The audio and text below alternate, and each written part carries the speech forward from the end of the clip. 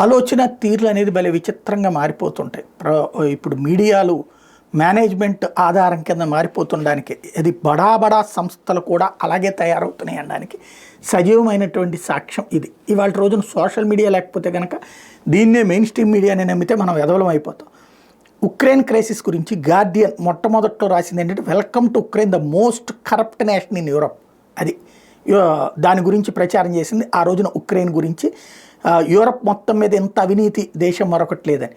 అదే గార్డియన్ ఇప్పుడు వచ్చేటప్పటికి, అంటే మరి ఇది సోరోస్ వాళ్ళతో మెయింటైన్ అవుతున్నట్టుంది, the fight for Ukraine is a fight for liberal ideals. ఇప్పుడు రూట్ మారిపోయింది అర్జెంటుగా. ఇప్పుడు ఉక్రెయిన్ చాలా గొప్ప దేశం, సిద్ధాంతాల కోసం పోరాడుతున్నది. అట్లాగే రాయిటర్స్ వాళ్ళు ఉక్రెయిన్స్ నియో నాజీ ప్రాబ్లం అంటూ అప్పట్లో రాసుకొచ్చారు.